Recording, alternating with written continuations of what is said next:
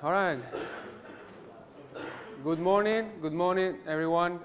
My name is Manuel Egea, I'm Academic Coordinator of the MBA Sports Management Program.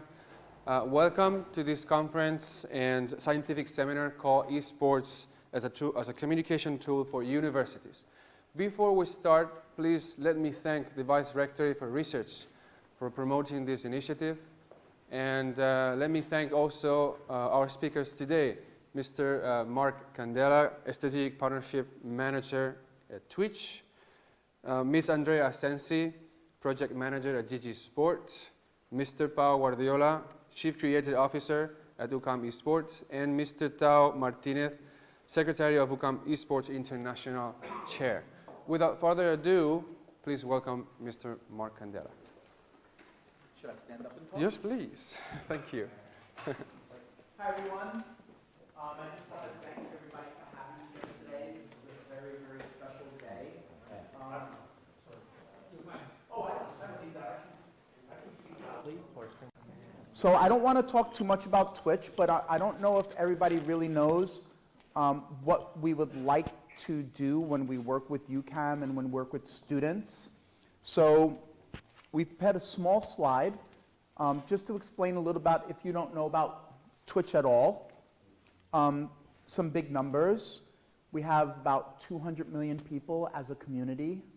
We're in about 270 countries. In 2017, we had 355 billion minutes worth of content. That's about 675,000 years in 1 year. So it's relevant. It's what the young people enjoy. It's a tool that they know and love. So that's why I think it's really cool that UCAM would grant us the great honor of being able to work with them. And I think we would love to just be in the service of UCAM, being in the service of the student body. And that's really what it's about. At the end of the day, we care about the students. We care about the future of students. We want to see them have opportunity in a brand new industry, right? So it's not so much gaming and esports. It's really a vehicle. It's subject matter. It's subject matter and tools that the students know, trust, and love. So now, when you look at video games, and you look at the tools that's available to you, the video games, Twitch as a platform to express yourself, it becomes really interesting because education doesn't become a chore.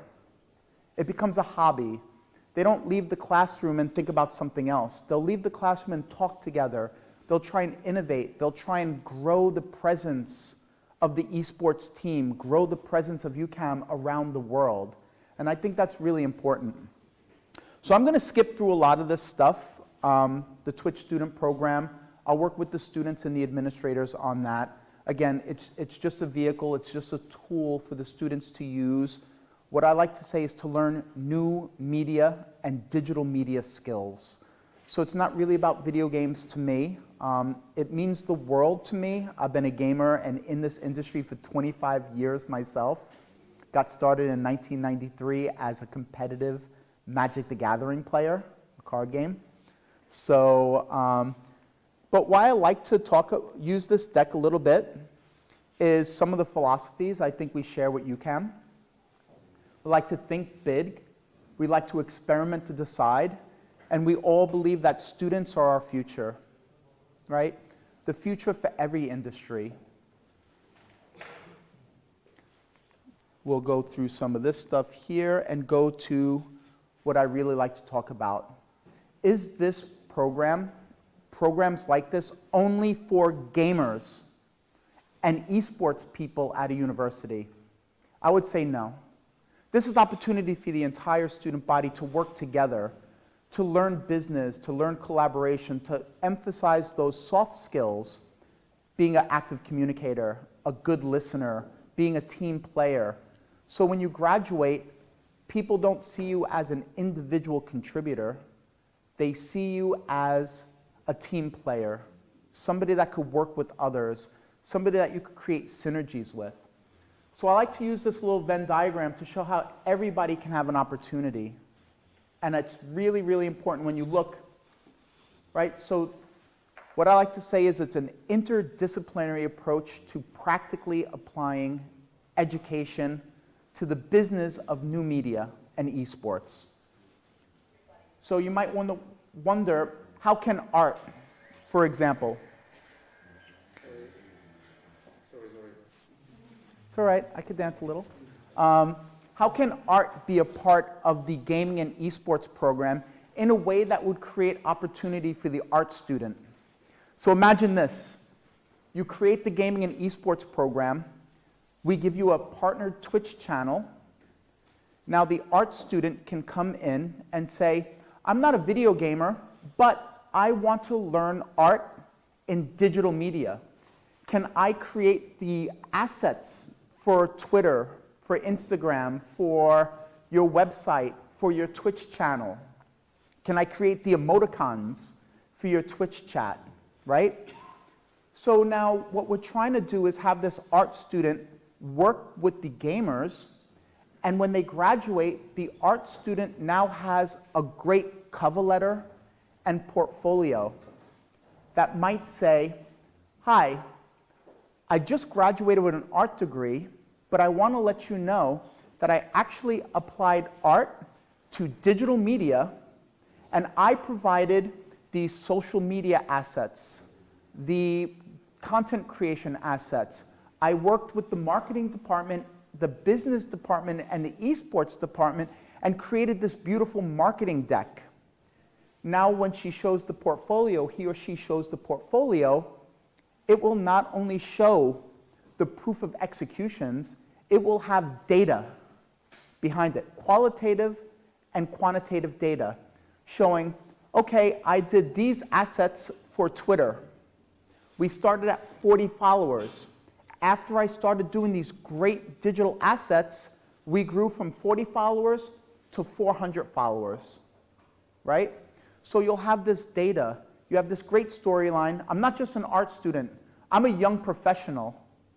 I'm a seasoned veteran. I've been doing this for 3 years now.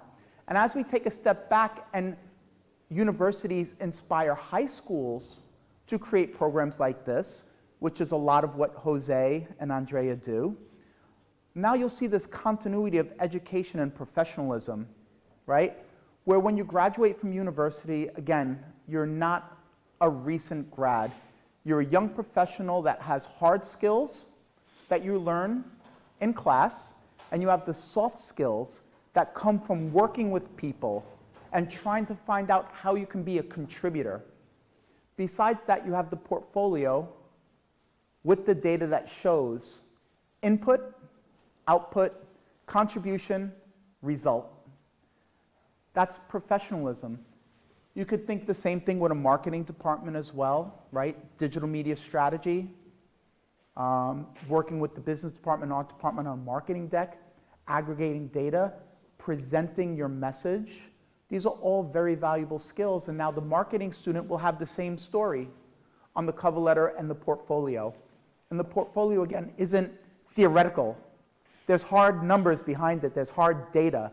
This is business. They're not graduating as recent grads. They're young professionals. So I think I'm done with this deck. I think the rest of this is just more information for the students. Again, students are going to be leading this program. And the real idea of this is we focus on the 3 C's: community, competition, and careers. That's really, really important. Another way I like to look at it is that with students, the support of administrators here, and the support of the industry working together as equals, we're hoping that when they graduate, they're going to innovate. They're going to teach an old dog, and I am quite old, an old dog new tricks. And that's my hopes, that's my dreams, and I think with the support of the university, support of industry, and the students supporting us as well, we could do things that nobody's thought of before. We can keep this brand new industry young, exciting, innovative. So that's what we really dream of. So let me see if I could show you some examples now. And I'm not the greatest when it comes to technology. This is why we need more students to be involved. But I did it. We made it, boys. So this is a graph that I like to show. This is by a high school organization in America, the North American Scholastic Esports Federation, right? And we all like to focus on the concept scholarly gamer, right? You're a gamer, but you're learning and you're applying new skills, right? The scholarly gamer. This is what we like to focus on. So this is a graph that the high school organization in Orange County, California created. That kind of shows some of the opportunities that surround the players, right? So you have content creators, and you can see shoutcasters, streamers, journalists, fandom art, software developer. Try to translate this into disciplines and majors that you're going to school for. How does computer science fit in here? You have software development. Where does sports management fit into this? You could look at either shoutcasters or strategists with theory crafters, coaches, analysts. If you take a look at this, it really kind of breaks down some of the major parts of the ecosphere as it relates to esports. But again, these skills are transferable. You're really learning digital media skills. You're really learning new media skills. It's just esports and gaming is where a lot of our hearts lie. It brings out the passion. It brings out the vigor. It really gets us going where we're not doing the bare minimum. We're giving everything we have every single day, every single week, every single month, every single year. We don't coast. We want to work. We want to work hard. Organizers, there's different pieces of organizers. Entrepreneurs, this is my hopes and dreams right here, that maybe through programs like this, students will collaborate. The art department, the marketing department, business department, management, everybody works together and identifies a problem that we have in this industry. It's a new industry. There's so many known unknowns. There's even more unknown unknowns.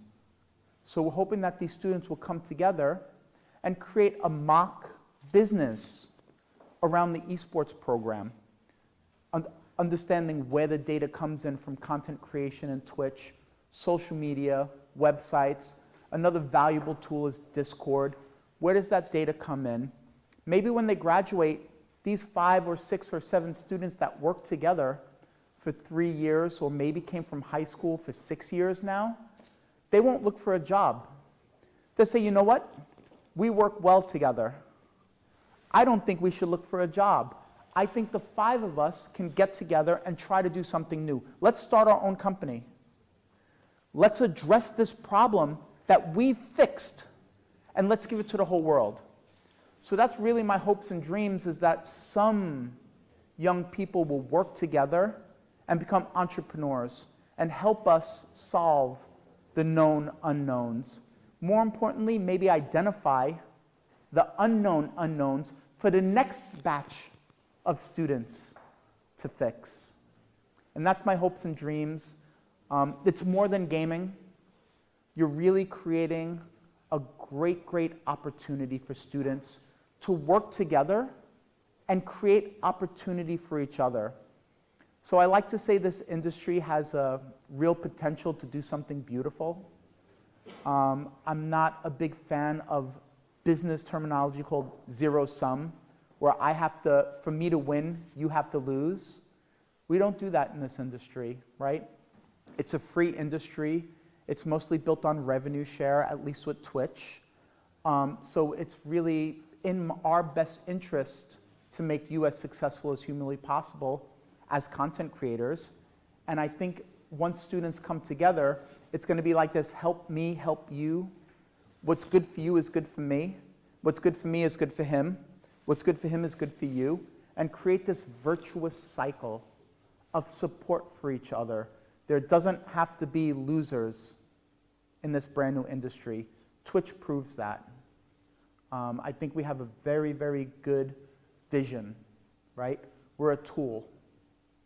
We create tools for content creators to express themselves and engage their community.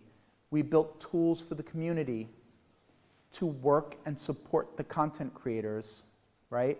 When money comes in for us, money goes out for us. So it's always in our best interest to be a relevant tool and to be in the service of people. And I think there's a beautiful vision that more and more people can incorporate. What's good for me is good for you. What's good for you is good for him.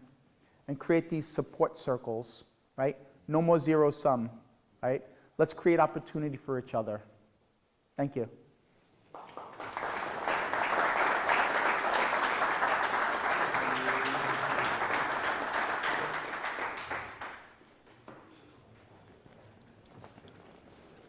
Esports business, because it's something that is completely new. It's a whole 180 compared to what happened 10 years ago. So that is my question. What is the advice that you can give to someone else? So I think the best advice I can give is find something that you like to do besides gaming. So in school, what do you like to study? And think of ways that you can contribute to the industry, not just playing the game, but how can you apply, what's your major? What do you study? I'm studying marketing. Marketing, right? So I think this is a part of the industry that really hasn't been looked at a whole lot. So I would think about marketing in gaming and esports. Look at what people are doing. More importantly, try to think of things people aren't doing, and then study that and focus the subject matter of your studies on esports in marketing, right? So me personally, I think data is really, really important. I think data doesn't know gender. It doesn't know nationality. It doesn't know, any of these societal constructs. So how can we use data in a better way to tell a better story? So you might want to take the example and work with the marketing professors and think of ways that you can get the word out about what you're doing, tell a story, and gather data so next year you can help make a better program for the rest of the students. Or maybe just any kind of aspect like that with marketing when you're thinking about gaming and esports.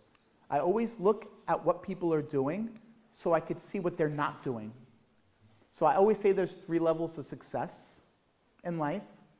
The very first level is doing what everybody else is doing a little bit better. The second level of success to me is doing the first level while solving problems in that space. The ultimate level of success, like a pyramid, first level, second level, top tier is doing the first 2 and doing what nobody else is doing for that value add proposition. So learn as much as you can, apply yourself while you're in university, study hard, but focus on where you want to go with it. It might be gaming and esports. And then do 2 things at one time. When you do what you love, you never work a day in your life. So that's my best advice for gaming. Find out what you're studying, look at those 3 levels of success, and just come and try and contribute. It's brand new. We don't know what we're really doing yet. We don't. So come graduate and help us. Thank you. Thank you. Anybody else? I know that was a lot of information. What's up? I have one question for you because in your philosophy of I play and I gain and you gain and he gains if I gain, into the business of esports, into the industry, can you have that philosophy? Because I think if you have that philosophy, the other in this side has to maintain the same. Because Yes. if he doesn't, what do you do? So I think it's about good communication, right? Being very transparent and being really open in what your expectations are. So you always have to communicate with people. You have to set proper expectations, and you have to communicate your expectations, right? Again, it's a digital medium, so you don't have to really trust people. There's a lot of data involved. So you could set it by input, output, contribution, result. right? If you set the expectations and then you trust each other and there's transparency, you can tell when it's time to maybe find a new person to work with. You know, not everything works 100% of the time. Life is not like that. But at least you have mechanics in place with good communication and proper expectations. A lot of people don't like to talk about what they expect of themselves, what they're going to give, and what they expect to get. I think that's strange. I'm very, very clear. Tao, as you know, as we have our meetings and as we discuss how we can work together in UCAM, I've been very, very clear, right? My Twitch student handbook is very clear on my expectations, and you've been very clear to me with your expectations. So we know where we are, and if we go wrong, I know, or he knows, we could just talk, communicate, don't be shy. This is business. So I say in life, there's only shades of gray. In business, there can only be black and white. Very clear, very transparent. Life is not. Business must be. Does that make sense? Crazy Garvey. Anybody else? I can go through the handbook really quickly so I can show you an example of setting proper expectations. I think that might be important. So this is my way of trying to be as open and as transparent about the business of what I'm doing and how I want to work with people, because it's public. It's all just laid out very quickly. And maybe I'll just use that as an example of how to set proper expectations when you create a program or a partnership. Let's see if I could figure out this fancy tablet here. Is there internet on here? There we go.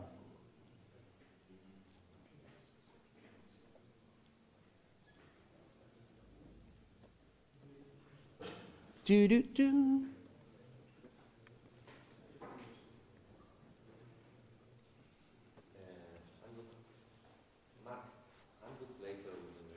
Oh, okay. Well, I was just trying to say, like, everything is public information, right? So the expectations are always very clear.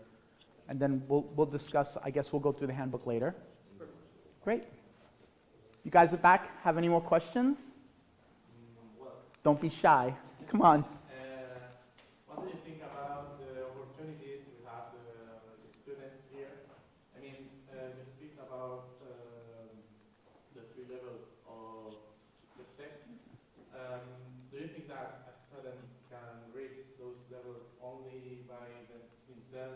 I don't know, like finding the way of reaching it, or do you think that we have to have some luck or being some kind of lucky? I mean, what is the secret sauce? Yes, success. Is this only working hard, or is also having some luck, or I don't know?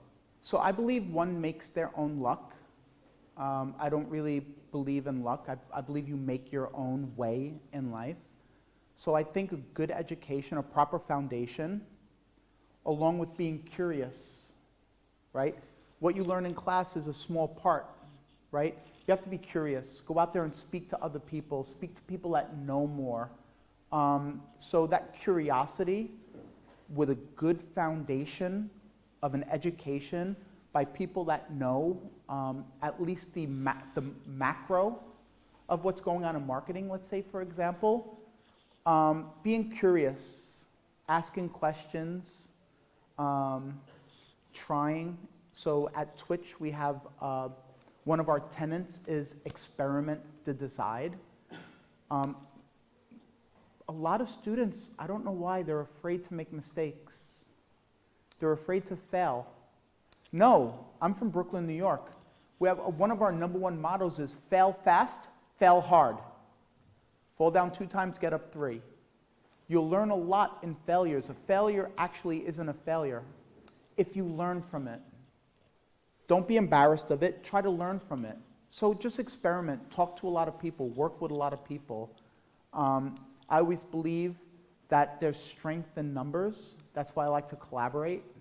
So talk with your fellow students. Ask questions. Ask them, what do you think about this? I might try that. Somebody might help you get there. So this is how you get to that, do what nobody else is doing, right? Experiment to decide, collaborate. Don't be afraid of failure. You're young, right? If you look at financial modeling, right? Financial modeling is scaled on a weighted scale. So when you're young, you're supposed to invest more in risky, like stocks, equities, when you're young, because the thought is that you have time to recover if something goes wrong. As you get older, the scale goes the other way, and you stop taking risks, and you do things more safely, because you might have a family, you might have children that you want to send to this beautiful university. You have other responsibilities, so you take less risks. But you're young, like experiment, learn from the failures, work with other people, and you're going to see how easy it actually is. It always surprises me that a lot of people are scared of failure. I don't say it's you, but It's true. In Spain, it's even more simply to see because here in Spain we have a vision, or in Europe, in Spain, mostly a vision of the business, like very risky, people don't take risks. Yes. if you have a good business plan behind it, you have good data behind it, this isn't yesterday. This industry is tomorrow, right? We're planning for 2020. We're not planning for 2015, right? This industry operates in dog years. Do you know dog years? 1 year in this industry is 7 years anywhere else. We move fast, right? So don't be afraid. Don't be afraid to fail. You've got other people. Learn why. And then the next time you try, you're that much stronger and ready for success. So, what's up, Tao? Yeah, I know you are involved with a lot of universities in the whole world, Mhm. I can imagine. What do you see the difference between countries or universities, public and private? How do you see those differences? Or So, my student program is in 28 countries right now. It's the same program everywhere, right? It's consistent, but I allow for people like University Esports to teach me cultural relevance, little things that need to change country to country. But at its core, in my heart, as a businessman, a philosopher businessman, as a scholarly gamer, I believe it's all the same. University administrators are seeing this great opportunity to be of better service to the student body. The student body is feeling empowered. They're feeling confident because you're showing them love, right? And the industry is working together.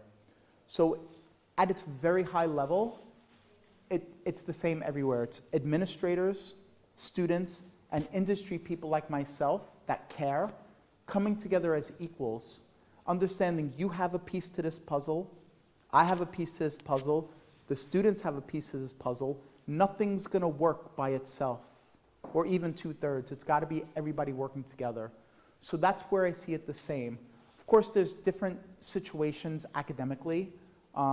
Like the biggest example to me is in the UK, where there's student unions, and under the student union is student societies, and it's very, very independent of administrators. So it's very, very difficult to have these university programs because the students want to run the societies in which esports is driven. So what we might have to do is work with the university on classes, but let the students, through the student union and their societies, do the competition side and grow the community. So that's a difference. In America, we have varsity sport programs. It took a very long time, but I'm very proud to say that there's 109 universities in America that have varsity scholarship programs with curriculums that now build around it to create real businesses around the esports program. So I think that's really exciting. So there's little differences here and there, but to me it's not important. I'm aware of the differences. I focus on that beautiful view of administrators, students, industry coming together as equal. And everybody wins. This is win-win-win, right? I know the students are going to graduate and they're going to teach us and they're going to help this industry innovate and really remain young and exciting.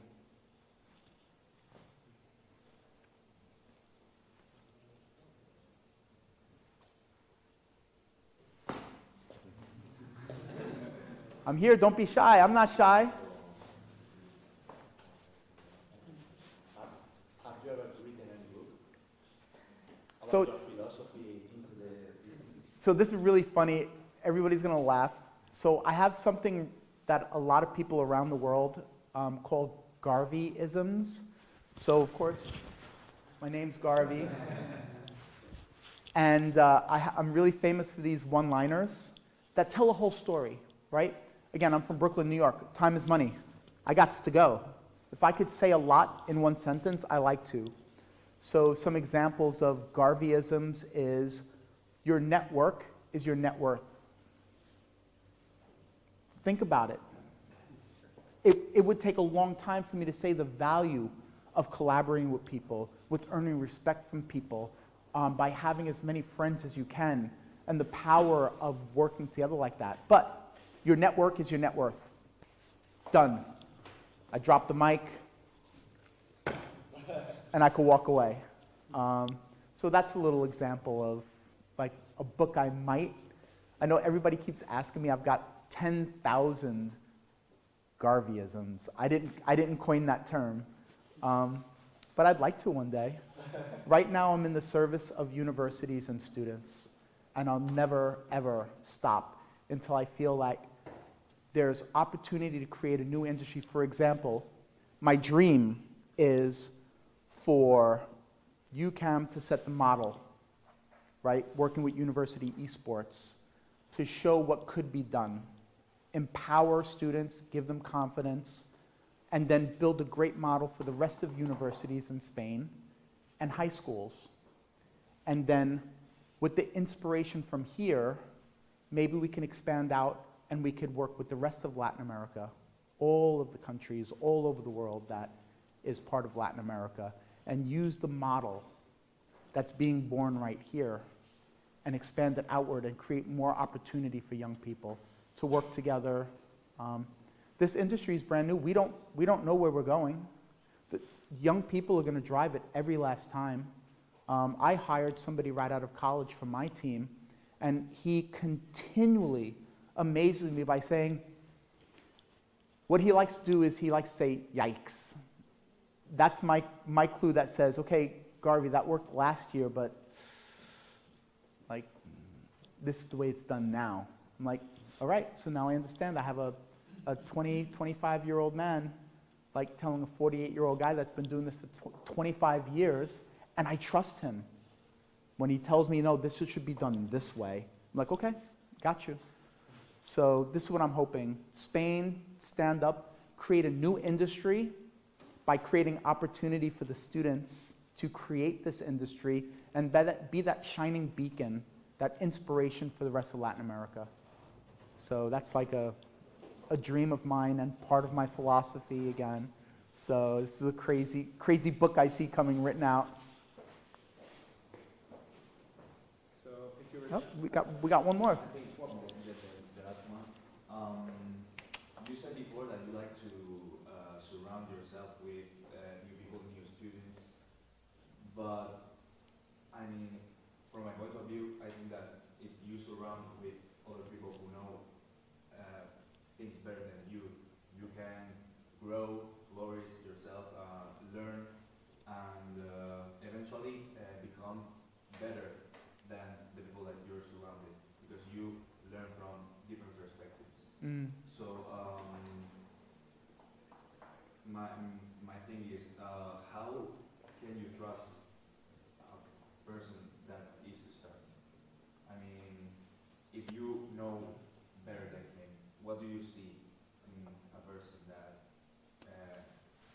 wants to do with it? So I think my answer comes in maybe two parts.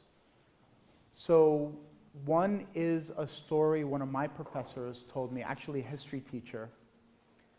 And I felt bad, right? I was a bit of a nerd. I didn't go to college till I was a little bit older. I didn't have the opportunity when I was younger. I didn't start college till I was 31 years old. And I had a Chinese history class. And I get a little emotional thinking about this because I sat in this classroom with a bunch of 19 and 20-year-old people in New York City that was basically only doing 2 years of college to be a police officer or a fire department or a sanitation worker. That was the requirement. And this teacher's up here pouring his soul out, working really hard, and all the students are on their phones, under the desk, they're talking, they're walking in late. Not all of them, but enough that I started feeling uncomfortable. But I tried really hard. I was the nerd. I was a bit bigger, so I didn't have to worry about people trying to bully me. So I went to his office one day, and I said, you know, I always wanted to be an educator. I always wanted to be a professor. But how do you get through your days when some of your classes are like, I don't feel like you're getting the respect I think is your due. And he turned to me, he said something really interesting. He says, you know, teaching is amazing. You can't worry about the majority. There's always that one shining light or two shining lights that I learn as much as I'm teaching through the papers. Another example is my political science honors thesis. My teacher came to me after a very famous Chinese scholar named Ming Xia authored. I wrote my honors thesis arguing the standing notion that China was in Africa to draw resources out of the country. I totally refuted everything that was thought of up until that point by going and finding Chinese documents in Chinese from 1952 to the present, showing that it was about UN votes and that there was 87 votes in Africa, and it started at a time that Taiwan and China was trying to fight for who was recognized in the United Nations. So again, he came to me afterwards and he says, mind blown, right? So you have to have this open mind and don't think you know everything. Just because you're teaching doesn't mean you can't be taught. The smartest people in the world know they know nothing. You absolutely have something you could teach me, and so does everybody. But everybody in this room has something to teach me. I might have a little bit that I can help you with as well, but you have to have that open mind, right? And I think the second part of why I think you should just go out there and talk with people and is just be confident in yourself and know that what you're thinking can be proved or disproven. So when you come with a new idea, try to do as much research, right? So the way we do things at Amazon, I love. So there's a one-page proposal that kind of says, this is my vision at a very high level. This is why I think it. This is what I think the opportunity is. So this one-page proposal kind of says, okay, this is what he thinks. This is how he'll do it and where he got his information. And this is what he thinks the return can be, the result. So that usually goes through the paces, and if it's greenlit, they come and they ask for a 6-page business plan, right? This is really your chance to say, where did this thought come from? What's the data behind it? How did you identify the opportunity? Things like that. So as an example, with my project in early 2015, I used government white papers to show STEM enrollment in America that correlates very closely to the rest of the West. And I showed that we had a 31% STEM enrollment rate in America. Great. 31% is great. We had a 61% attrition rate. And we fell really far behind globally ranked in STEM progression. And I knew through my program that a large percentage of students were STEM students in esports. So I showed that there was a real opportunity for our hiring practices to grow the industry, get the industry the foundation it needs to innovate and grow, right? We need STEM students, we need STEAM students, but it's dropping. So 2 years later, I did surveys, and I showed that 80% of students that participated in esports were STEM and STEAM students. I'm proud to say, I won't say it was esports and gaming or anything my program had to do, but last year, for the first time in almost 20 years, STEM enrollment in America has gone up by over 2%. And I think that correlates very closely when you think that probably 2/3 of universities in America now have esports program, whether it's at the student level, at the club sport, or the varsity level. And now there's classes around it that's giving these students this light at the end of the tunnel that says, okay, I'm going for some STEM field. It doesn't have to be in a boring industry. I could apply it to esports because I've identified with talking with my rest of my students, this is not being done. Let's get together and do it. So I think there's real opportunity when you think about proving why you think what you're thinking, right? So twofold, right? Prove what you think, and also understand that every administrator here will learn something from you, from a student. And we all know that. Does that make sense? Yeah, of course. Cool. Thank you. Ciao. Thank you very much. We'll make a break because Jose needs a coffee. Coffee? Caffeine? In 20 minutes we will come back. I'll just, you want me to stay here and sing some songs? Soy Andrea Asensi, soy Project Manager de Universidad Esports, estudio sonido e imagen en telecomunicaciones, estoy terminando mi grado y realizando mi trabajo fin de grado. Y bueno, voy a contaros un poco primero qué es University Esports y cómo después terminaré diciendo cómo llegué yo aquí, ¿vale? University Esports es una liga universitaria de deportes electrónicos. Actualmente llevamos 3 juegos, LOL, Hearthstone, League of Legends, Hearthstone y Clash Royale. Tenemos participando en la liga más de 50 universidades, concretamente esta temporada ahora mismo tenemos 57, y hemos tenido un crecimiento exponencial desde los inicios en el 2015, que empezamos con 4 universidades, nada más. Hacemos eventos presenciales como las finales de conferencia o la gran final al final de la temporada. Y tenemos un alcance del 80% de las universidades. Esto es porque, bueno, de la totalidad de las universidades españolas, bueno, seguimos incorporando nuevas, entonces no tenemos la totalidad. Más de 15.000 jugadores y premios valorados en su totalidad 40.000 euros en becas estudiantiles. Nuestros objetivos son hacer vivir al estudiante una experiencia profesional. Muchas veces no podéis alcanzar los estudiantes el nivel competitivo de un jugador profesional por la cantidad de tiempo que hay que dedicar a los estudios, y entonces vivir todas esas experiencias en el ámbito universitario es lo mejor que os podemos aportar, involucrando así valores positivos como es la integración, el compromiso, valores que se nos trasladan siempre en los deportes tradicionales, ¿no? Este es nuestro timeline. En octubre empezamos a captar universidades para la nueva temporada. Bueno, hasta octubre incorporamos nuevas universidades para incorporar a la temporada. Empezamos la competición en septiembre y en diciembre ya tenemos terminada la primera fase de la competición. Después, en enero, febrero, empezamos la segunda. De hecho, ahora hasta el 17 de febrero tenemos abiertas las inscripciones. En cuanto se cierren, comenzará un clasificatorio interno en el que se formarán el equipo representante de cada universidad, y al terminar estas inscripciones se jugará la segunda parte de la temporada, el segundo split. Una vez terminemos toda esta elección de los equipos ganadores de cada conferencia y en su finalidad de totalidad de la liga, celebraremos las finales en mayo. Y concretamente en League of Legends, el ganador de las finales de toda España irá a jugar a la UE Masters, una competición europea de todas las universidades participantes. El ganador de la UE Masters irá al Mundial, en la que competirá con China.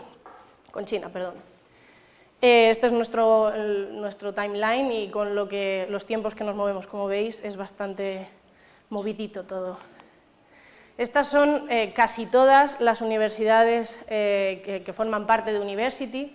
Faltan por añadir las últimas nuevas de esta temporada, que han sido las Palmas de Gran Canaria y la Politécnica de Navarra. Próximamente anunciaremos una nueva, así que una más a añadir al mapa. Y bueno, estos son la estimación de números que tenemos para esta temporada, la que estamos ahora mismo en la segunda parte. 25.000 jugadores, imaginaros la cantidad de gente interesada en formar parte de esto. Y bueno, 200 torneos. Estamos haciendo ahora mismo una ruta por 15 universidades españolas. Hoy concretamente están en la Universidad de Girona informando y promocionando la liga, para potenciar así la cantidad de equipos participantes. Y bueno, un poco ya os he hablado de cómo funciona University, de que estamos divididos en conferencias, de que hacemos actividades en universidades, y me faltaría, bueno, y la gran final y las finales de conferencia ya las he mencionado, me faltaría hablar de los embajadores. Los embajadores nosotros los llamamos también abanderados, son los representantes en cada universidad. Aquí tenéis a Mario, que es el embajador de la UCAM, de los Arcángels, y su trabajo es esencial. Ellos son los encargados de estar en pleno contacto con la organización y con los estudiantes. Ellos nos transmiten sus necesidades y ellos constantemente nos están haciendo mejorar. Es esencial su trabajo. Aquí vemos un poco de la temporada pasada. Lo que les regalamos esta sudadera y esta chaqueta a modo de detalle, como agradecimiento por todo su trabajo. Y bueno, en terminar la presentación os pondré un vídeo un poco más en el que podéis ver un poco más visual lo que es University. Es lo que os comentaba hace un momento, hacemos distintas actividades por universidades. Estos son algunos de los eventos que hicimos la temporada pasada en la Alcalá de Henares, en la Autónoma de Madrid. Y bueno, me halaga decir que en la temporada que viene, las presentaciones que hagamos en las universidades, podré decir que vinimos a la UCAM en el Split 1, así que añadiremos también ahí la visita que hicimos en la primera parte de la temporada actual. Estas son las finales de conferencia. Nos dividimos en 4 conferencias porque al ser 57 universidades es un grosso grande de trabajo. Entonces, primero hacemos una liga previa entre las distintas zonas. Suelen ser zonas geográficas, pero tenemos que bailar mucho con la geografía de España para que los números entre las conferencias queden parejos y se hagan ligas correspondientes, 12, 13 universidades por conferencia. Y bueno, nos dividimos en AER, que es toda la zona norte, Terra la zona centro, Ignis la zona sur y Aqua es toda la zona este de España. Bueno, esto os lo pondré al final para que, bueno, os lo pongo ya, que es bastante divertido. Esto es lo que hacemos en las finales. Traemos a todos los jugadores a algún lugar, en concreto este es en el Estadio Magariños de Madrid. Trasladamos al equipo al completo de los titulares, en LOL 5 jugadores y en Clash Royale y en Hearthstone 3, pues les hacemos vivir una experiencia totalmente profesional. Presentadores, escenario, público, sorteos en vivo, presencia de nuestros patrocinadores, que vean la copa que pueden levantar. Es un poco todo por lo que luchan durante toda la temporada para representar a su universidad. Esto concretamente son los schools de la Complutense de Madrid y La Laguna, la Universidad de La Laguna de Tenerife.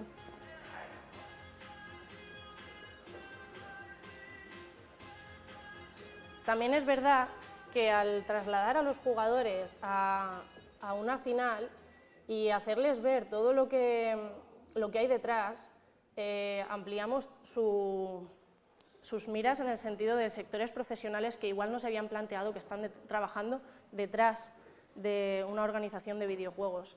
En una organización de videojuegos no hay solo jugadores, solo informáticos, hay mucha gente detrás, hay gente de creación de contenido, arte, diseño, música, hay muchísimo detrás, comunicación, marketing, es importantísimo, todos los sectores, psicólogos, educación, profesores, hay de todo.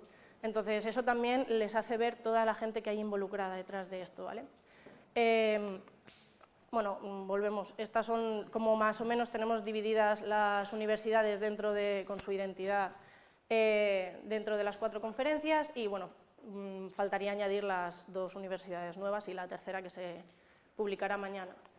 El proyecto Talente, vale. Alguno de nuestros patrocinadores se involucra mucho en la búsqueda del talento entre los estudiantes. En concreto, IECISA tiene una parte concreta llamada IECISA Talento, que es uno de nuestros patrocinadores, que busca talento entre los estudiantes, fomentando las prácticas en empresa y nuevas incorporaciones a puestos de trabajo.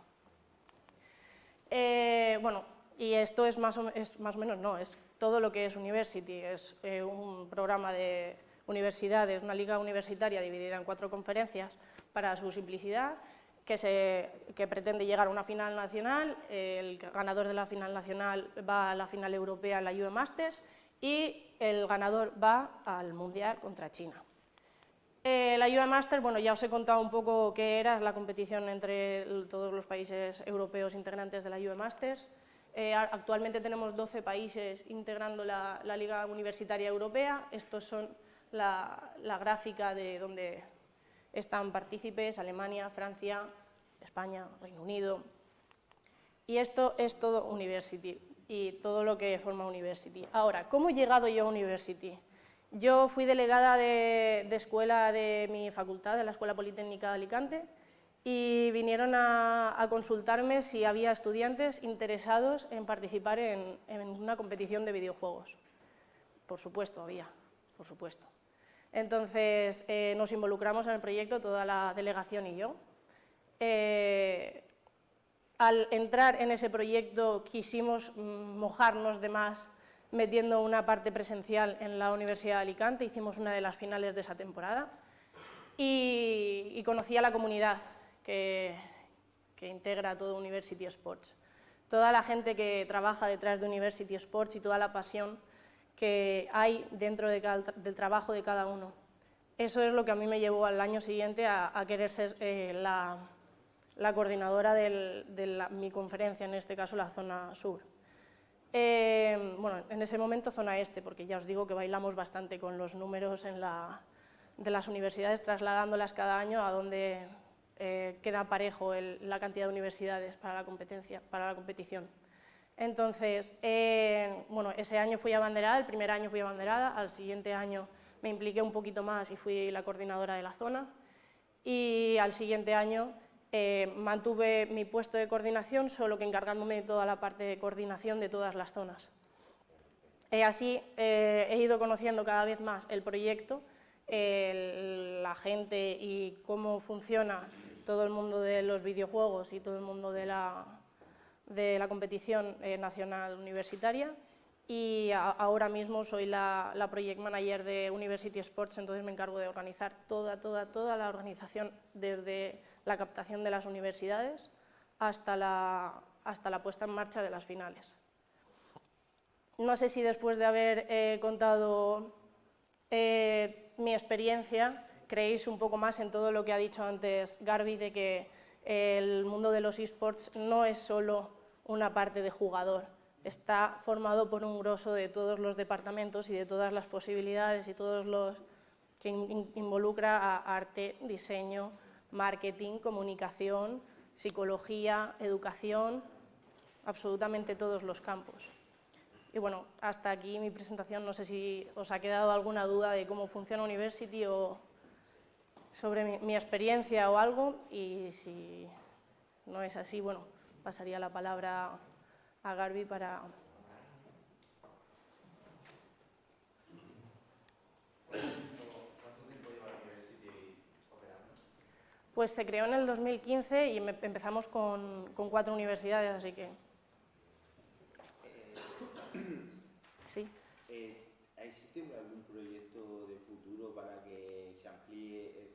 O sea, antes he estado comentando que a los campeones de League of Legends, por ejemplo, pues se le iba proponiendo unas promociones, entre comillas, que pudieran aumentar la dimensión de competición hasta llegar a un torneo mundial. Existe, evidentemente, imagino que estaréis intentando empezar a trabajar con otros juegos o solo trabajar con League of Legends por temas de acuerdos con publishers. Siempre estamos abiertos a mejorar, entonces es cierto que existen acuerdos con publishers, pero siempre estamos abiertos a mejorar y siempre todas las peticiones que nos hacen llegar tanto los estudiantes como los abanderados, como toda la parte de... Pero que sería totalmente compatible tener un acuerdo con Riot, en este caso, como sí. con Valve, de la misma manera, sí. al mismo tiempo, ¿no? Por eso. Depende de la implicación del propio publisher. Con Riot es muy sencillo, estar en España, tiene un gran equipo, es el juego número 1, pero se está haciendo lo mismo, de hecho con TESPA, que sería la parte universitaria del Blizzard, que están en Estados Unidos, pero sí que estamos ya trabajando los 11 países europeos, organizaciones, en nuestros campeonatos con otros públicos, en concreto con Hearthstone en Estados Unidos y también se está dando frente a lo que dice, pero primero nos centramos en hacer juego más estable y luego pues verificar, teniendo en cuenta que es mucha gente y crecimiento de figura, pero sí. Claro.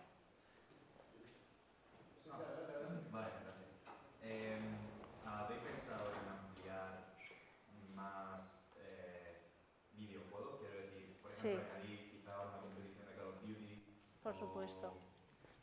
¿Y cuánto tarda en decir, venga, hemos pensado este juego y vamos a llevarlo a cabo? ¿Cómo se lleva a cabo ese proceso de incorporar el juego dentro de la competición universitaria?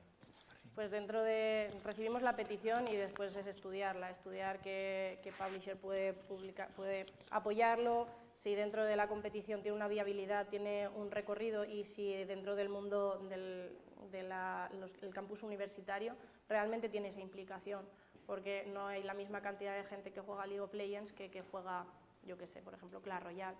Tenemos que comprobar que dentro del ámbito universitario va a tener una relevancia. La intención es seguir ampliando títulos. De hecho, empezamos con 1, estamos en 3. Este año se introducirán 2 nuevos campeonatos y en función del resultado de esos 2 campeonatos se establecerán como ligas oficiales el año siguiente. También ten en cuenta que aquí realmente es donde se ve qué juego es más eSports o qué juego es más efímero. ¿De acuerdo? Obvio, League of Legends va a tener jugadores siempre, equipos siempre. En Call of Duty no es una plataforma que estemos mirando más CSGO de shooter, y es donde se ve esa variación. Por ejemplo, en variaciones como juegos mobile que hemos estado probando, hay una variación de jugadores salvaje, tanto de subida como de bajada. Entonces tenemos que buscar juegos estables porque piensa que son 57 universidades con 57 campeonatos previos con 4 conferencias. Tiene que ser un juego que tenga un recorrido, pero sí, se están ampliando con pequeños campeonatos. Aparte de la línea de campeonatos y de búsqueda de talentos, ¿trabajáis con líneas de investigación a nivel de videojuegos? Estamos en ello. Actualmente se está montando uno precisamente del impacto de los esports y en coordinación con varias universidades y una esperamos que sea esta en concreto, para realizar un estudio para uno de los publishers más importantes precisamente del impacto del videojuego en el entorno educativo, pero en un estudio real, un estudio de campo.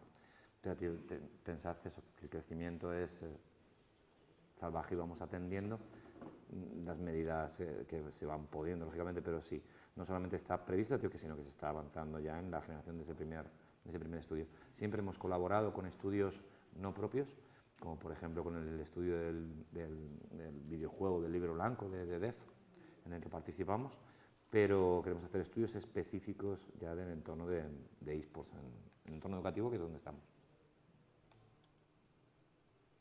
¿Tenéis algún tipo de colaboración o relación con equipos grandes profesionales de videojuegos, del estilo, bueno, en España, por ejemplo, pienso en Clash Royale y Queso, o Heretics también tiene equipos en España, bueno, no sé exactamente, creo que G2 también ahora está en Berlín, pero ¿tenéis relación o lo que es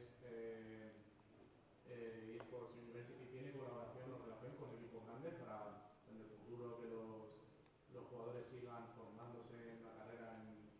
equipos o solamente queda ante la universidad? Relación tenemos con ellos, pero sí que es verdad que al exigir que nosotros, cada equipo de, por ejemplo, la UCAM, tiene que estar formado por estudiantes de la UCAM. Muchas veces dentro de un equipo profesional no te encuentras que todos son estudiantes de la misma universidad.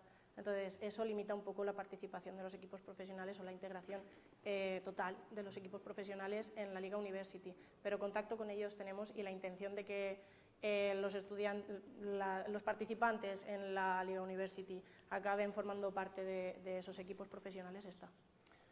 No solamente eso, en el diseño del proyecto de University se creó a imagen y semejanza de las ligas universitarias de Estados Unidos. La mayor virtud, o una de las mayores virtudes que tienen, es precisamente ese del draft de NBA. Pero cometimos un error y por eso es bueno fallar y aprender, ¿de acuerdo? Nuestros jugadores en la edad universitaria o son jugadores profesionales o no lo van a ser, ¿de acuerdo? Entonces, en el siguiente proyecto, pensad que es un proyecto en todo el entorno de educación, desde institutos o high schools, como denominaríamos fuera, a universidad. Universidad fue el primer paso. Este año ya se lanzó el proyecto de institutos que sí que va a ser el auténtico draft de equipos. ¿Por qué? Porque son chicos de 14 a 18 años. Actualmente estamos en 10 comunidades autónomas y con 450 institutos compitiendo. Entonces, ahí sí que es donde es más sencillo y no solamente tenemos acuerdos con los juegos profesionales, sino con la propia liga de videojuegos profesionales, con los propios publishers. Riot tiene 3 ligas oficiales, que sería la liga de videojuegos, el VB, la liga universitaria y los estudiantes. Pensad que son la base del juego, ¿de acuerdo?, para el futuro de estos jugadores profesionales. Pero no solamente entonces con equipos, sino también con los propios publishers y con los propios liga profesional, porque es perfectamente compatible.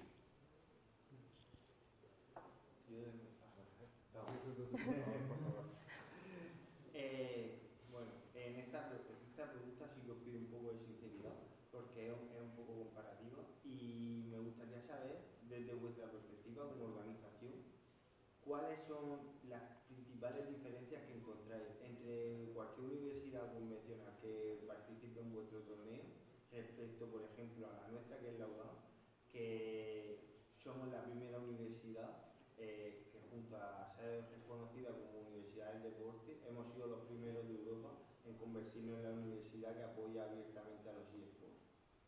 La principal diferencia es la implicación. Ya, pero en cuanto a know-how, en cuanto a estructura de equipo y demás, ¿no veis alguna diferencia respecto a esto? Mira, yo sinceramente te voy a contestar desde una frase personal que siempre, bueno, que mi padre siempre me ha dicho a mí, y es que cuando hay ganas no hay tiempo. En el sentido de que no te importa las horas que sean, no te importa el esfuerzo que tengas que hacer para llegar a conseguir tu objetivo. Cuando hay ganas no hay tiempo que perder. Entonces creo que la UCAM en ese sentido, por eso te digo, la implicación, se ha apostado por un objetivo y tiene ganas de ello. Entonces, esa es mi respuesta más sincera, es la implicación. Pero sobre si todo. ¿Se puede transcribir de alguna manera en cuanto a la organización o el know-how que tiene nuestro equipo respecto a cualquier equipo de la universidad? Ahora, eso te lo respondo. Aparte nosotros tenemos nuestro proyecto tiene una gran ventaja, que es un proyecto que nace en el estudiante. Entonces, realmente la institución es, entre comillas, secundaria, ¿vale? ¿Por qué? Porque realmente es una solución pensada para el alumno. Y de hecho nació en las federaciones de alumnos, en las asociaciones de alumnos, y por ende luego se fue metiendo dentro de la propia organización porque querían saber más. Nuestras primeras conversaciones en las universidades, te puedes imaginar, hace 5 años, decir que era un eSport en una universidad de 80.000 alumnos o de 20. Esa es la gran diferencia que dice ella, que aquí es la facilidad. El alumno es común y el alumno tiene la misma necesidad aquí que en Taiwán, que en Seattle, ¿de acuerdo? La misma. La diferencia es lo fácil que te lo pone la universidad. ¿Por qué? Porque tenéis recursos, tenéis a gente que lo apoya, tenéis un arropo. Esa es la gran diferencia, la institución. ¿De acuerdo? ¿Y eso qué consigue? Pues que estéis posicionados no solamente en un entorno de competición, sino en estudios, en cátedra. Eso es obvio. Claro. Hay universidades, y Andrea lo sabe, que te cierran las puertas. Hemos tratado que en cuanto al tema de cartelería, yo que estoy coordinando la zona, que no te deja la universidad ver las carteles. Ten en cuenta, es facilidad. La gran ventaja es cuando vamos a las universidades, Eso es el cambio salvaje. Nosotros cada año vamos cambiando las 4 finales de conferencia. Por ejemplo, ayer estuvimos en la Universidad de Barcelona, y ahí lo hicimos hace 2 años, el año pasado lo hicimos en la Pompeu Fabra, este año tiene que ir a la Universidad Politécnica de Cataluña, y el cambio es brutal. Brutal. ¿Por qué? Por eso, porque es cuando lo ve ya la organización ahí en su casa, ¿de acuerdo? Que es aquí ya lo que tenéis ganado el camino. Pero ya digo, la gran diferencia, como es el alumno, es poca. Pero claro, cuando ya hablas con la institución, la facilidad tanto para el alumno, de cambiar clases, de darles créditos de libre elección, no hablamos de llegar a lo que habéis dado vosotros, que son becas. No. Si vamos, muy poquito, créditos de libre elección, dejar cambiar algún examen que coincida, poco más, una zona donde puedan entrenar. O sea, tampoco pedimos, pero esa es la gran diferencia, la organización. Perdona, ¿creéis que el siguiente paso, también va para Andrea, sería cerrar acuerdos con universidades, primero con unas pocas, porque todas nos van a caer, obviamente, para formalizar esto que dices tú, lo de los créditos? Ojalá. Por eso está la figura tan importante del abanderado, que es el que trabaja dentro de la casa y se va consiguiendo poco a poco, con vicerrectorado de estudiantes. Por ejemplo, en Cataluña está mucho más avanzado, porque es el mismo departamento que lleva las 12 universidades de deportes, que lleva el propio campeonato de Cataluña de universidades, poco a poco. También piensa que es cuestión de recursos, ¿vale? Si empezamos por 4 universidades era porque podíamos atender a 4 universidades. Y ahora piensa que estamos en 57 en España y en 800 en Europa, más institutos. Entonces hay que ir avanzando también en la medida que te permite las propias instituciones. Ya van entrando y van haciendo grados de desarrollo de videojuegos, ya van surgiendo alguna cátedra más de Esports, algún estudio, todo tiene que llevar su tiempo. Lo principal es dar una solución al estudiante. Eso es nuestro principal objetivo. Y después, pues obvio, ir creciendo en el entorno, ¿de acuerdo? A medida de lo que vamos pudiendo. ¿Y por qué no hemos puesto más huevos? Como sabéis, nosotros al estudiante no les supone ningún gasto, ni al estudiante en la universidad le pagamos el hotel, el viaje. Entonces, claro, eso sí, también tienes que ir creciendo en recursos, porque tú solo tienes que ver el deporte tradicional en el entorno universitario, donde está, en el momento que desaparecieron las ayudas, casi desapareció. Entonces, nosotros tenemos que ser capaces de generar un entorno sostenible, ¿de acuerdo? Y eso que supone, obvio, un crecimiento más lento y pausado, pero estable. Yo tengo la última. ¿Cómo crees, desde las universidades, hablando de forma general, que tenemos que ver el proyecto de eSports que tenéis también? En el sentido, me explico un poquito más. ¿Cómo podemos sacar provecho, no en el buen aspecto económico, en el buen sentido de la palabra, cómo podemos sacar provecho de ese proyecto, que de alguna manera esté más unido, podamos tener algún tipo de conocimiento más acerca de él, si está pensado que haya una fusión entre ambos proyectos, y qué podemos aportar también como universidad? Y no hablo solo como la UCAM que puede hacer, sino el resto de universidades. ¿Cómo creéis que pueden ayudar a eSports a crecer y a hacer más cositas? Hombre, creo que la universidad en sí, el cómo poder ayudar, obviamente poniendo facilidades, como la UCAM hace, evidentemente. ¿Qué os aporta a las universidades como tal el proyecto University? Nosotros te diría que desde la parte menos visible se mejora de alguna forma el rendimiento del estudiante porque está más cómodo.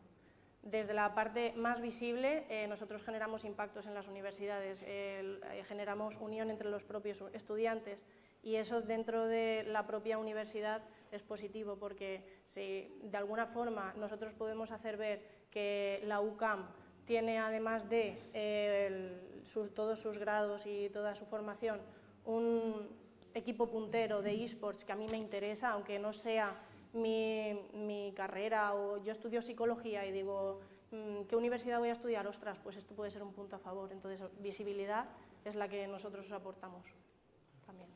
Y luego todo este proyecto nació de una universidad, con el decano de la Universidad de Coruña, de los UDC, cuando tuvimos allí el evento y vio la cantidad de estudiantes que estaban metidos en la universidad, en un proyecto que no estaba impulsado por la propia universidad, me sorprendió. Gratamente, y aparte pues hizo por enterarse más, igual que aquí sucedió. Y él mismo lo dijo, o sea, es mucho más sencillo, claro, en Coruña hay una universidad y es el centro, y él lo que decía es, montemos algo con los institutos, atraigámosles a la universidad porque es para todos, es el futuro de los alumnos. Nosotros obviamente tenemos que estar involucrados en todo el proceso educativo, no solamente cuando lleguen a nuestras puertas. Realmente es bueno para todos. ¿Está pensado en integrar? Es así. O sea, realmente nació en ese concepto, nace con competiciones autonómicas, y la intención es eso, de ir involucrando y que sea ese aspiracional, de acuerdo, que tiene tanto en un proceso deportivo como en de estudios, obvio. Tenemos 1,5 millones de estudiantes universitarios en España y 3,5 millones de estudiantes en secundaria, o sea que es un paso normal. Gracias a Dios en España la educación está al alcance de la gente y es la continuación natural. Entonces queremos que sea aspiracional tanto en estudio, dando con este proyecto de Twitch Student, que las universidades enseñen las nuevas carreras, las nuevas profesiones a los nuevos alumnos, que por supuesto los alumnos estén en esas universidades. O sea, realmente es un ecosistema pues, muy bonito y conectado. Genial. Bueno, pues muchas gracias, Andrea.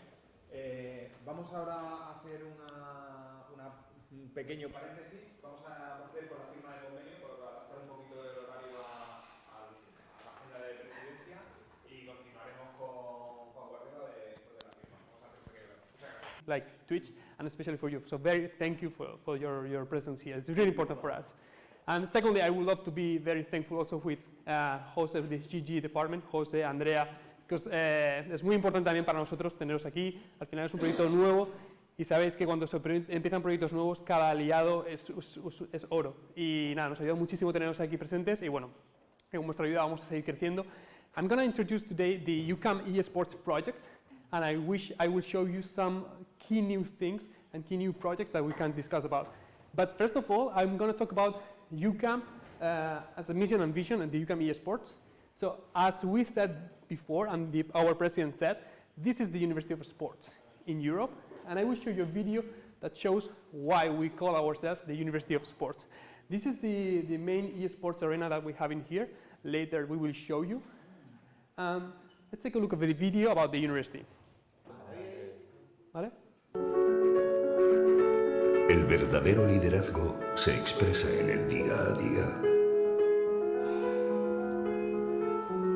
Nace de la humildad y el sacrificio, de la capacidad de dejarse inspirar por todo aquello que nos rodea.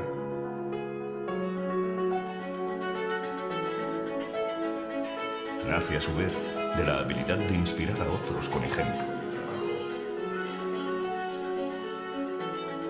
El verdadero líder se alimenta del espíritu de aquellos que persiguen un futuro mejor.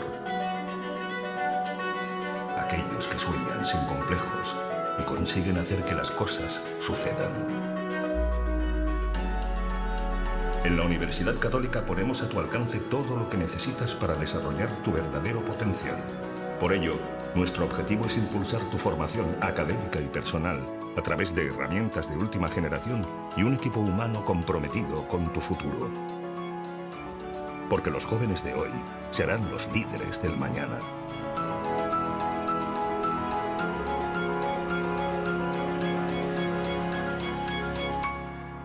Conviértete en aquello que deseas ser. UCAM. Lidera tu futuro.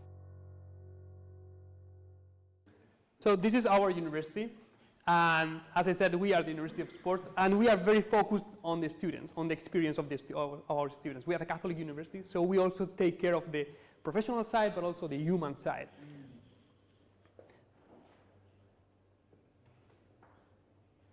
So this presentation will be about these three main points. First of all, I'm going to talk about the UCAM Esports, the introduction, the fundamental pillars that we have, the structure, and the ambassadors that we have. Secondly, we're going to talk a little bit about Twitch and UCAM and what we have in mind, what we imagine, what we would love to become up from this very exciting relationship.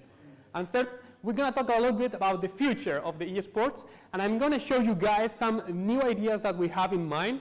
Some of them are really very revolutionary, like the one we have with Nike or this professional UCAM esports team. So let's start from the beginning. UCAM esports. This is the introduction. We were born in 2017, so we are very young. But as I told you, Garvey, at the beginning, we are very young, but in a very old monastery. We're talking about the 17th century. but cutting-edge technology. And I love this combination because I think we have always to see our roots. We have to see where we come from to see the future. And we are very lucky to be in such a great place. But we are a very ambitious project, and we are focusing on innovation and in this university environment. So let's take a look about the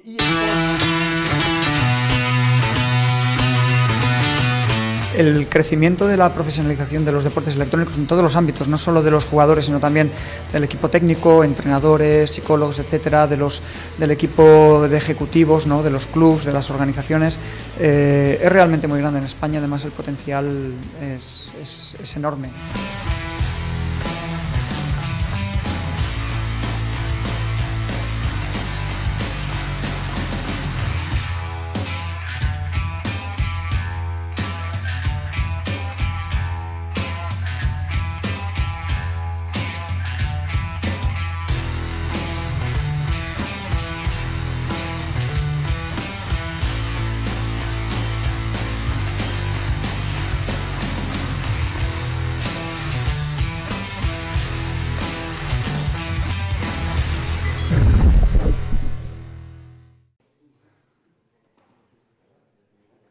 So those are our fundamental pillars.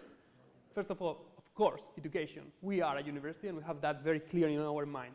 So the main pillars of our UCAM Esports project, it's education, research also. We're going to develop a lot. And actually, I will show you guys some projects in research that are very, very exciting. And of course, also competition. And then this is the structure. We have, first of all, this cathedra, like the space where we develop all the education and research. We have the club, where we develop all these events, etc. And then we have the CIFES, which is the center, the building itself, the place, the headquarters where we develop all these projects. So first of all, let's talk about research. And this is, I'm really, really excited to show you this on behalf of Frano, who is over here, around here, over there, and Valle, who is also here. Those two brilliant minds are developing this crazy, crazy project. And I'm really excited to explain you guys. So this is a research project on esports. About what? About getting data, like real data, on how our eye look comes when it comes to an esports event or any kind of event related to sports. How do you do that? These guys are working with these glasses that they will monitorize the eye look, so we will know exactly in each project, each event, where the people are looking at. This is very exciting. Why? Because we will be able to tell our sponsors, our potential sponsors, their real return of investment. Let's say, this is the place where we would like to put your brand, but not because we think it could be great there, but because we have the data. And we have it before in order to sell those places, and we have it after, so we can tell them, see, that's the result. So this is really exciting, not only on esports, but also on any kind of event. For instance, I was talking about the soccer team. We have a soccer team. Right now we are playing third division. Hopefully we will get in the second division so soon. Actually, we were 2 years ago, and it was so exciting because we get into the FIFA video game. Imagine our university in FIFA, that was top. And over there we are working with the sponsors also. We have to put their brands in the shirt, etc. But how we choose those places based on our knowledge, on our ideas. But this is the data. And this is what you said before, the real data, the big data. So let me show you a video on how those guys are gathering this information. So here we have the computer, and it's getting all the information live from the event over there. And they have so many different sensors, like eye look, on the brain, etc.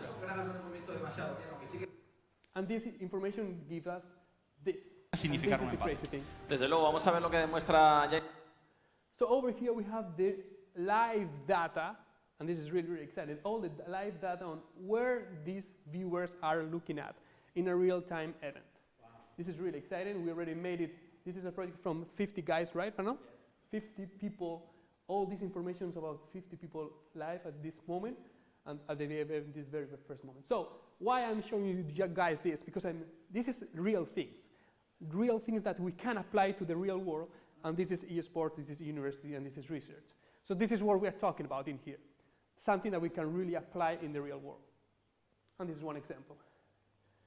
So we have also, of course, education. We are developing new courses about esports. And as you said, not only about like gaming, it's about a lot of other things. Here we have about gestión management on esports, of course, team leaders, coaching, etc. And we will go forward, and we have so many ideas on mind. And I'm sure Twitch could be a very good ally in order to develop all these new courses. Let's take a look on one of the videos of the courses that we already had in this university. So we can see our students in here, in our classes, and this was one of our first courses that we had in here. Make what you want, take what you want, take what you want, say what you want to say. We have top esports professors, like from the industry, that they share their knowledge with our students. We use all our facilities over here, and this was the first experience, just last year. It was really, really cool experience, and we are looking forward to create new courses in the future.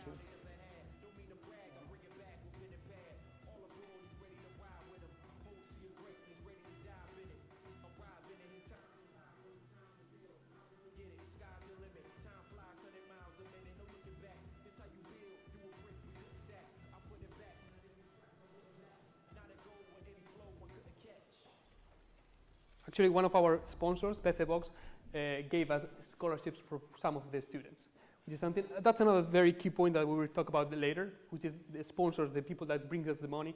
And of course, this is a project. We need the money always to make this go forward. So, but we have also studies, but we are not talking about computer science. Of course, we are talking about degree on computer science, but we're also talking about all those related studies, such as, of course, communications. Me, myself, I studied communications, half of my studies at this university, and I can say that we have pretty good professors in communications, and we are moving and talking with them to develop new courses about communications related to the world of esports. But also, of course, business, administration, physical activities, psychology, nutrition, physiotherapy, all those degrees, they are related, directly related to the world of esports. And this is a new world. So we need to, this is our responsibility as a university, to teach these future students on that and keep them open-minded, because this at the end is new opportunities to work. This is our headquarters, the CIFES. CIFES comes from the Spanish translation, Centro de Investigación y Formación en eSports, Research and Education eSports Center. That's our headquarters. We will show you later. And see, here we have some little highlights for those of you that they don't know the place yet.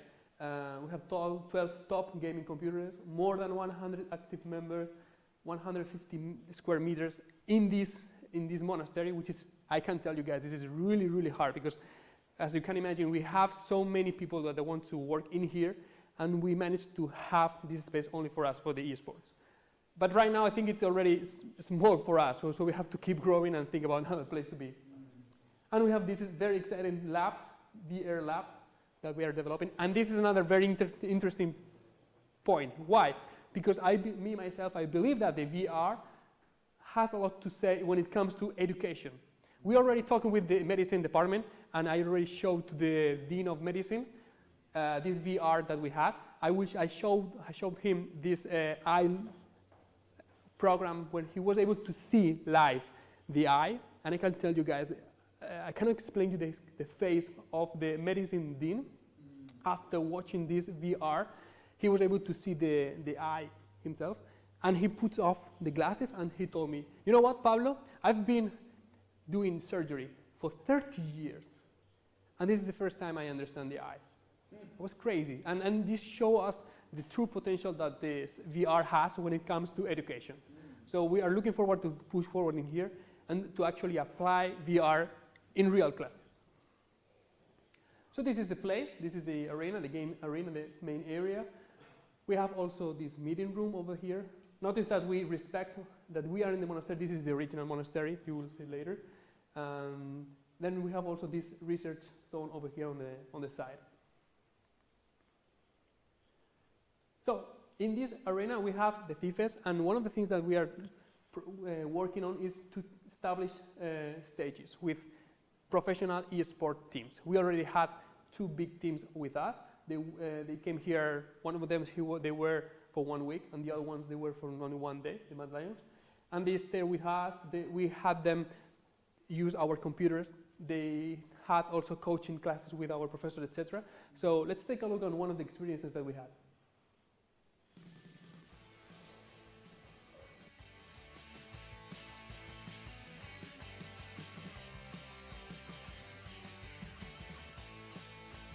Top teams in Spain, and they came to us.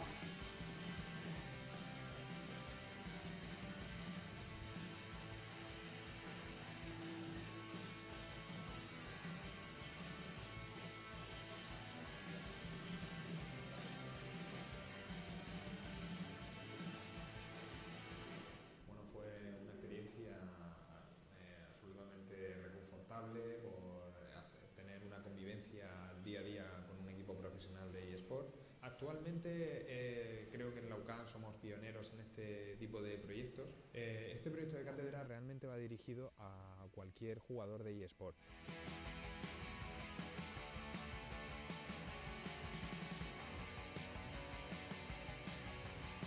Everything.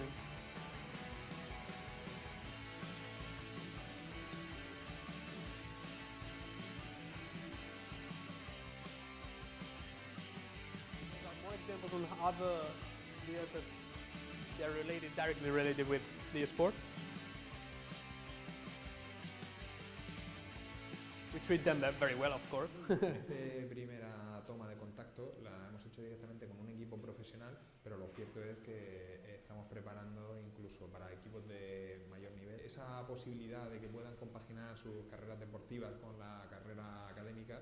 Es uno de los objetivos principales. Para complementar su entrenamiento diario le hemos implementado con tareas tanto recreativas como de entretenimiento como formativas.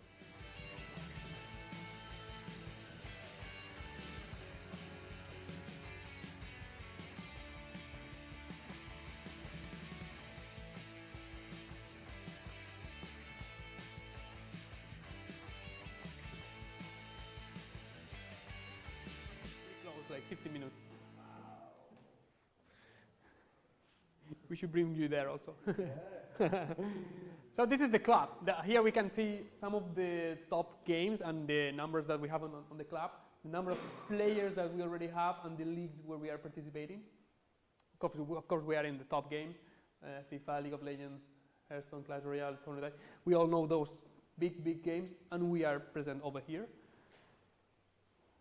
And then we have also another very key point when it comes to the club, which is, and Juan Pedro will agree with me, like the sponsors, like los patrocinadores. They are the key part on our project because they support us and they bring us the opportunity to keep going. Because at the end, this is not just a business, but it also part is business. So we take care of them. We always keep them in mind on the shirts, on the posters, and everywhere, in order to show them that it worths to invest in us to make this investment to grow. And actually, we take care of them very well, and I will show you also the images of how well we treat them. This was an event that we had and we hosted in here, where we explained them the eSports project, and they were all quite fascinated. And let me give you an example of how this gathering of other companies together bring us new ideas. So one of the companies, they developed furniture, chairs, tables, etc., right? But they never thought about the esports world. And we told them, why don't you guys create a esports shirt? And they were like, what is that? So we explained them that, and right now they do have a whole new department only creating these shirts for the esports. And this is another example of how companies have to gather together in order to make them open their minds, talk, and win to win, as you said, Garvin. This is about win to win for everyone. And that company actually, they are very thankful for us because they create a whole new area that they never thought about before. And they are very happy. They're making a lot of money, actually. So more things that this club is developing. Of course, we are about events, we are about masterclass, fan meeting, etc. Angel is right here with us, and this is an example of the masterclass that he made in the FNAC here, near here. And those are 3D designs that we create for the events and other examples. So we have free plays, intramural tournaments, etc. And those are other examples, events that they took place in Murcia and Alicante and over here. And yeah, this is how we open our projects for the other students, and we create this atmosphere of belonging to this big, great project. Because as you said, this is about young people, this is about the future. And every time we make something about esports, we are really impressed of how welcome the people are. So we have to use that, and we have to keep doing forward. So another key part in this esports project are the players, of course, the ambassadors. And in here, what we did is we gathered all the knowledge that we already had as a University of Sports, because we already had students, like professional players, professional soccer players, basketball players, Olympic gold Olympic medals, that they are with us, and our professors has a very specific way to teach them. We adapt our exams, we adapt our schedule for them, because we understand that they have to travel a lot. So we have to be able to adapt to them to facilitate their studies. Always keeping the level of studies on the top. We don't give a degree in here as a present, ever. We are talking about the brand of our university. We cannot let this happen. And actually, I'm really impressed because I've already talked with some professors, and they told us how competitive those swimmers, those basketball players are. They don't want them to give their degree. They want to get it because they want to earn it, exactly. They are competitors on the sports, and they are competitors also when it comes to educations, which makes me very happy because this is what we want. And we did was basically to translate all this huge knowledge into the esports. And those here are some of the players that we have with us, currently with us, but they are studying and working at the same time, and they are getting this scholarship. Like, as I said, Angel, who is with us in here, he's studying at audiovisual communications, and he was one of the very first students in this country to receive this full scholarship, to study with us, and at the same time to be able to adapt his studies and keep his esports and his YouTuber work. Here we have others like Gravesen, Falco, Kieran, and we want this to keep growing as a community. And here we have one of our last players and images from these events that we had. Every time we have a new player in here, of course we have this event, and we show this to it's a great opportunity for us to spread the project. Why? Because those players, they have so much support in the back. They have so many followers in the back. So for us, they are big ambassadors from our project, from our brand, and from all the esports project. Let's take a look about one of the events that we had, the one recently had, where we introduced the last player.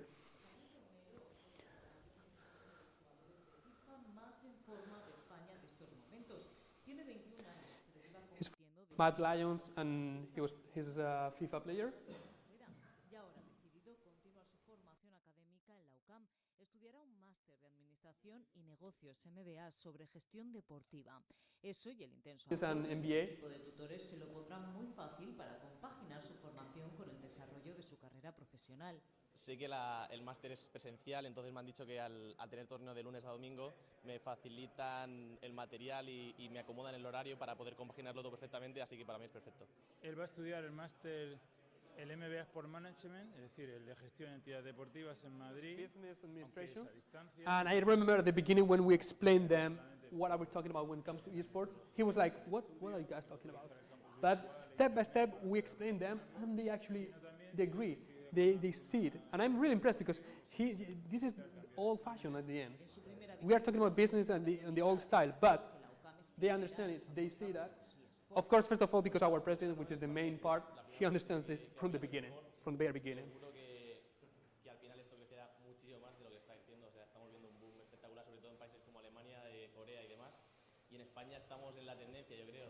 Y hay academias y los equipos apuestan por crear cantera, ¿no? Y pues creo que la UCAM está dando un paso muy importante. J.R. Lyon pertenece a Matt Lyon desde hace poco más de un año.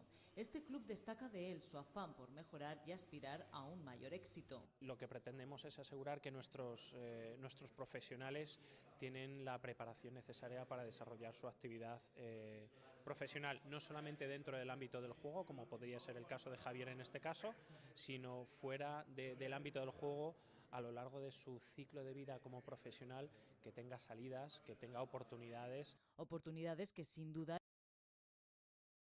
Universidad Católica para completar sus estudios. Pues no había estado nunca, me han enseñado un poquito la zona de abajo, de dónde juegan, dónde se streamea y la verdad es que muy bien, me tendré que pasar más ratos por aquí para echar unas partidillas.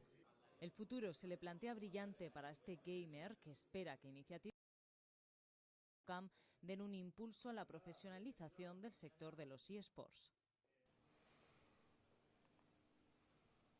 Cool. So then we have also, when it comes to ambassadors, we have very specific strategic allies who are very important for us. Why? Because at the end, this is a win-to-win again. And those strategic allies, some of them they are top esports teams, leagues in Spain. They give us so many opportunities for our students. Those places are places where our students they can have practices. We have some of their players are studying with us, they are influencers, and we are developing research with them or joint venture projects. So at the end, it's everyone wins in here, as long as we are black and white, as you said. Gary, I was very happy about that words, and I will keep them in mind all the time because it is true. At the end, in life could be grace, but when it comes to here, we have to be black and white. We have to be very clean and clear. So I want to be very clean and clear, and I'm really excited for this to welcome you guys also in this project, because at the end, this is like our main big, and I cannot tell you how excited we are to be in here. So Twitch and UCAM. What comes to Twitch and UCAM, and when we were preparing these presentations, we thought, what do we want from this? So when it comes to Twitch and UCAM, and I was talking with the Dean of Computer Science, as I told you, and we explained them, we want so many different things. First of all, of course, to develop new courses and research, because this is a whole new world, and just from these conferences that we had today, you just gave us so many new ideas to start new research projects. And then, of course, we want more engagement to spread this eSports project, to open this community, to welcome more people. When it comes to video games, and I talk about that, even some of my friends, or especially the girls' side of the project, we have to be more open for them, and we have to know how to reach these new places, these new people. And I believe that Twitch can help us on those new projects. Because at the end, it's not just about the video game, it's about something more. And of course, when it comes to technology itself, videos are very important in the education project. We use videos all the time in our online department, but we want to go one step ahead. How? Let's imagine how we use video, like interactive video. How we can measure this video, how we can stop in the middle of the video, let's say, and the professors can ask you a question, for instance, and if, depending on your answer, if you did it correctly, you can keep going forward with the video, but if you do not, maybe we can go back just to the exact point where this professor gave you the correct answer, and so you can go. So make it more interactive. That would be great, and we hope that we can work with that with you guys, Twitch. And of course, the big data, the informations. Why? Because that big data will give our online education department more tools for what? For giving a better education experience. That video data will tell us who are really following this video or not. So with that information, we can give our students a better experience. That's all. So those are some of the ideas, and I'm sure with this conversation is starting today, and we will go forward to do way more things. And this last part, the future of UCAM Esports, here we will talk about a little bit about the future and some very exciting projects that we have. One of them, of course, is why not to be in here? We are already playing in the basketball division in Europe. Actually, next game we're going to play Full Group Barcelona in Murcia. So we are in the top when it comes to basketball. Why not when it comes to esports? So this is one of our things in mind. And we want to be with these guys, with the top guys. Let's see how long it takes, because I'm sure that we will finally be here. Another project, which is something that our president told you guys about, is this engagement with the Spanish Olympic Committee. This is a very exciting project. We are talking about the Olympic Committee. And when it comes to esports and the Olympic Committee, some people agree, some people they don't. What we are sure is that we have to think about that. We have to And this is actually, he's the dean of the Spanish committee. He came a few months ago and we explained him the whole project about esports. And he was very, very excited about all the opportunities. But at the same time, he was very, like, he doesn't know what are we talking about, which is normal because as we said in the beginning, this is a whole new world. And us, we have this responsibility to explain this correctly, black and white, to these top people. And we have this very exciting responsibility to bring the esports to a whole new area, which is the Olympic Committee. So we created this consular project, and we are doing research and engagement with them. And at the end, I just gave you guys this last part, one more thing, which is a very, very exciting project that we are already working, guys, which is we already worked with Nike for a long time, like 7 years ago. We started working with Nike when it comes to create our brand. And recently, just a few weeks ago, the guys from Nike contacted us for what? They want to get into the esports world, which is something very exciting because right now, the top brands, they are not still on the esports.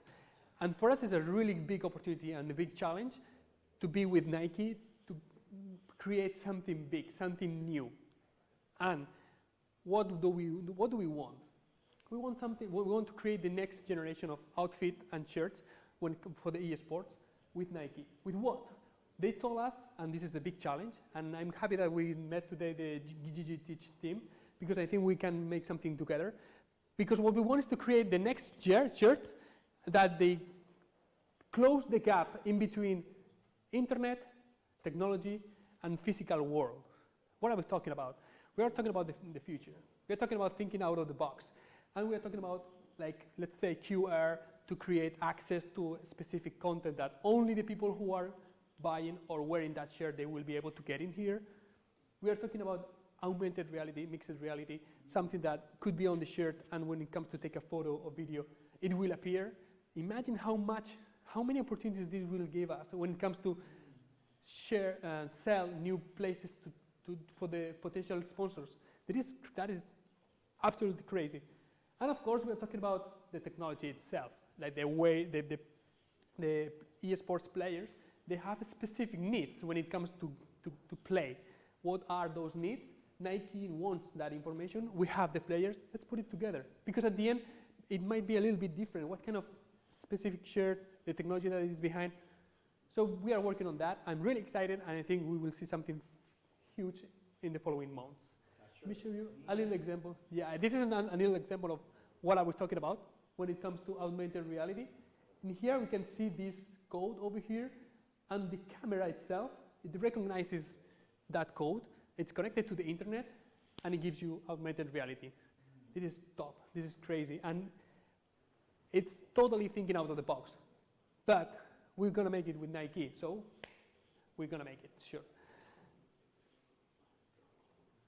So that is all, guys. Thank you very much for the opportunity to talk with you guys, especially with Mark. And we are open for the new future. And he hablado un montón en inglés. Es un poco extraño porque la mayoría habláis en español. Espero que más o menos se haya entendido. Esta ha sido un poco la presentación global del proyecto de los eSports, el futuro. Y bueno, si tenéis cualquier pregunta que os pueda contestar yo o gente de aquí del mundo de los eSports, adelante.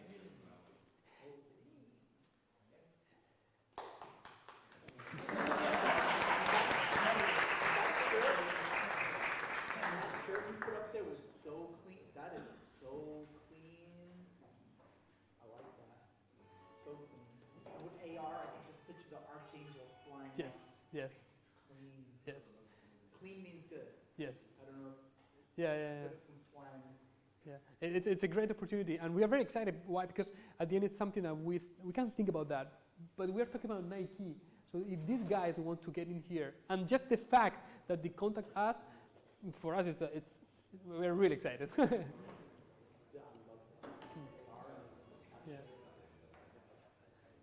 So we are talking about with the computer science department in order to develop something like that. And I'm sure that with GGtech we can develop something because there is a huge gap in between what we have in mind, like this. It's a big gap in between this and to actually be able to do it. Yeah, that would be great. ¿Sí? Sí, tengo una pregunta. ¿Qué piensa el Comité Olímpico Español de los eSports? Realmente, porque ha habido muchísima controversia con decir que no es que un deporte electrónico no es deporte y tal, y realmente inculca valores, se necesita un equipo de psicólogos que esté pendiente, una buena dieta, todo en orden, porque mentalmente quita mucho. Entonces, ¿qué tiene que decir el Comité Español con respecto a, por ejemplo, el surgir de los esports? Voy a hacer la primera parte de la respuesta y luego Tao vas a añadir la segunda parte. So he pointed out a very, very interesting question, which is what the Spanish Olympic Committee thinks about the esports. So from my point of view, from my experience, I think they are very lost. This is very new. They already tried new things and they contact different universities all over Spain because they know that at the beginning they were like a lot of people, they were like, this is just a bunch of guys just playing video games, that's all, we don't care about them. No hacemos caso de eso, eso es al principio. Ellos simplemente hace unos años ya empezamos a proponerles cosas así, directamente pasaban y no le hacían mucho caso. Poco a poco están ellos mismos viendo, al igual que está viendo toda la sociedad, que esto es algo real, que no es una moda pasajera y que además tiene muchísimo futuro. Entonces ahora el proyecto del Comité Olímpico empieza a ser consciente de la importancia que tiene y empieza a contactarnos, y nosotros nos ha contactado para poder hacer esa transición. ¿Hacia dónde? Pues este es el momento de establecerlo. A mí, como decía el presidente nuestro, me encantaría ver en el futuro cercano una división de eSports, al igual que existe una división de eSports en el mundo olímpico. ¿Por qué? Porque hay mucha gente detrás, porque el movimiento olímpico comparte muchos valores que el mundo de los eSports también los tiene y debe tenerlos, trabajo en equipo, respeto al contrario, etc. Entonces, y eso es parte de la filosofía del movimiento olímpico, y una herramienta como los eSports es una herramienta maravillosa para compartir al resto del mundo esos valores, porque los valores no cambian, lo que puede cambiar o lo que puede añadirse es un formato nuevo. Y Tao nos puede complementar un poquito más. Sí, bueno, sobre todo comparto de que están bastante perdidos y que el primer paso que han dado ha sido un paso en falso y lo advertimos aquí directamente que no era lo más eso, pero el problema que hay no lo tiene el Comité Olímpico, está haciendo lo que creo que debe de hacer. Hay una nueva tendencia, la gente lo está llamando deporte, primero dicen que no, luego ven que esa tendencia sigue, dicen que sí, pero simplemente por dejarse llevar por la tendencia. Lo que pasa es que quizá lo que tenemos es que mirar los que estamos dentro del sector de los eSports. La UCAM ya se puede considerar dentro por todo lo que ha aportado en estos últimos años, juntarse con los otros actores principales, jugadores, equipos, ligas, publishers, otras empresas como pueda ser Twitch, y discutir realmente si tiene sentido o no y cómo tendría sentido. Y aún así, por mucho que discutamos, el único que va a tomar la decisión final es el publisher, que se ha gastado un montón de pasta en hacer un juego y una tercera persona o empresa, que sería directamente, se va a aprovechar de los beneficios de eso. Cuando nos entendamos en eso, y va a ser difícil, entonces estarán. Para mí, como una persona relacionada con el ámbito del deporte, licenciado en CAF, tiene sentido, como tú decías, tiene sentido esos valores que se inculcan, ese sacrificio, ese sistema de competición, ese sistema de vida, esa lógica interna que tiene la industria de funcionar con patrocinio, pero el problema es que aquí lo que se practica no es gratis, lo ha hecho una empresa y lo explota y lo pone al servicio de los demás. Como dice Garvey en Twitch, la experiencia tiene que ser gratuita y es lo que hacen muchos juegos con el modelo de free to play, pero free to play hasta que a mí me interese. No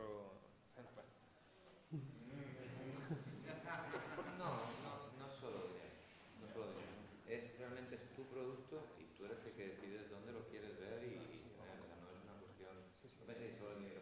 Rayos es un juego gratuito y factura 1.700 millones de euros sin aceptar en el desarrollo del juego, no es solo una cuestión de dinero, es también la visión que tienes tú de tu producto que es tuyo, lo has hecho tú, con tu esfuerzo, con tu trabajo, con toda tu gente, entonces es normal que ellos decidan dónde lo quieren ver. ¿Una pregunta más? Genial. Pues nada, muchas gracias, chicos.